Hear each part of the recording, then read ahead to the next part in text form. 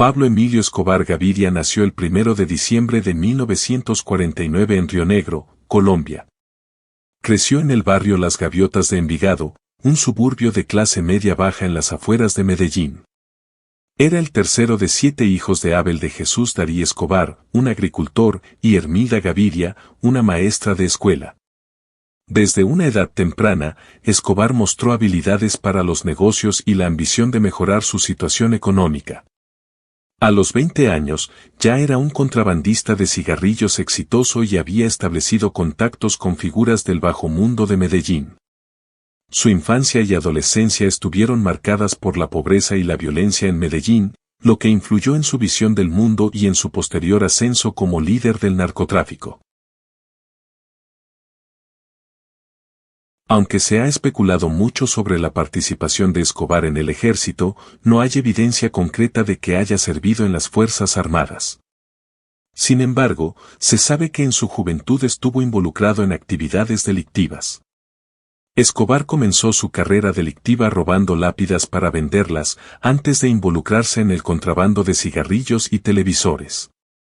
En la década de 1970, se involucró en el tráfico de drogas, inicialmente vendiendo cocaína en pequeña escala.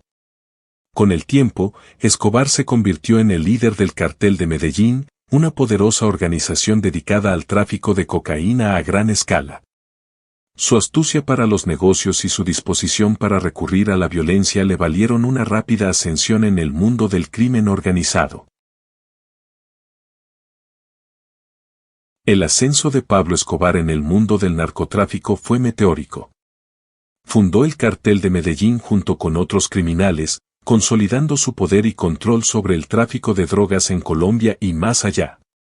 Escobar y su cartel se involucraron en una brutal guerra contra el Estado colombiano y otros carteles rivales.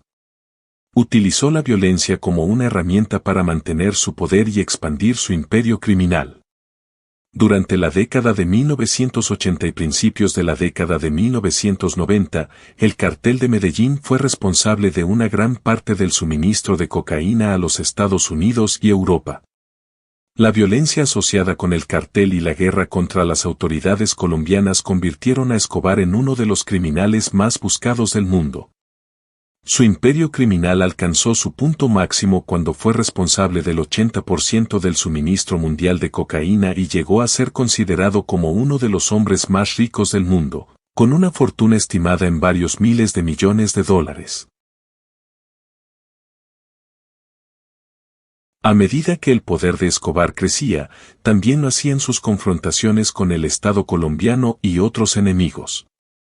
Ordenó una serie de atentados terroristas, asesinatos y secuestros para proteger su imperio y eliminar a aquellos que se interponían en su camino.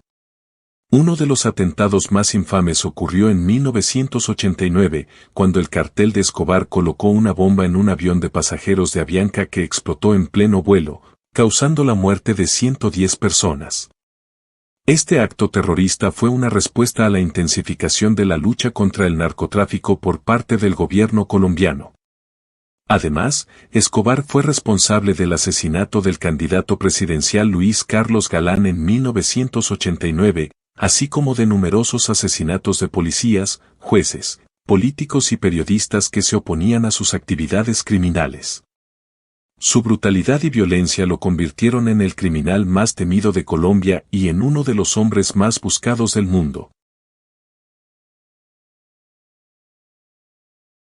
Durante su apogeo, la fortuna de Pablo Escobar era tan colosal que se estima que llegó a ser de más de 30.000 millones de dólares.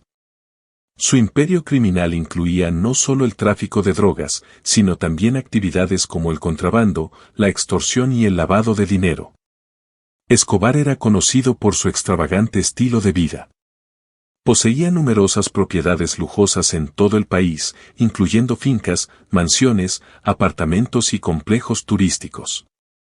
Construyó una mansión llamada Hacienda Nápoles, que incluía una pista de aterrizaje privada, zoológico con animales exóticos, canchas de tenis, piscinas y un parque de diversiones.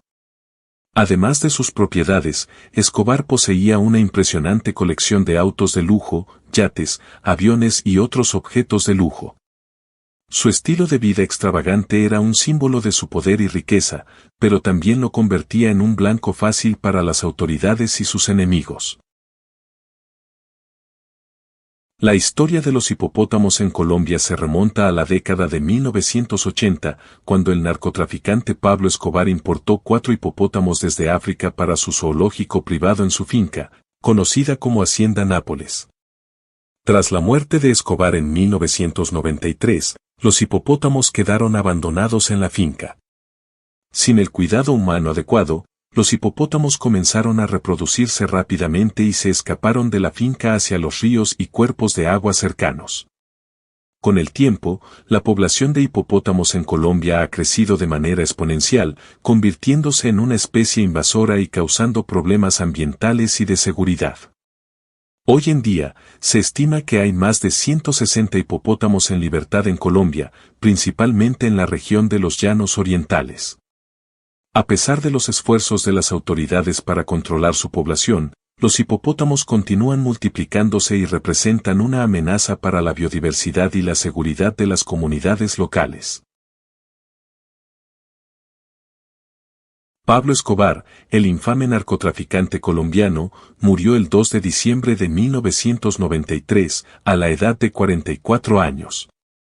Fue abatido por la policía colombiana durante una operación en Medellín, Colombia. Después de su fuga de la cárcel de Envigado en 1992, Escobar se convirtió en uno de los hombres más buscados del mundo. Durante meses, las autoridades colombianas llevaron a cabo una intensa búsqueda para capturarlo. Finalmente, el 2 de diciembre de 1993, Escobar fue localizado en una casa de seguridad en el barrio Los Olivos de Medellín. En un operativo liderado por la policía colombiana, Escobar intentó escapar por los tejados de la casa, pero fue alcanzado por los disparos de las fuerzas de seguridad.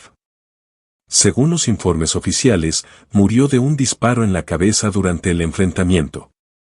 La muerte de Pablo Escobar marcó el fin de una era en Colombia, pero su legado como uno de los narcotraficantes más poderosos y violentos de la historia continúa siendo objeto de fascinación y controversia.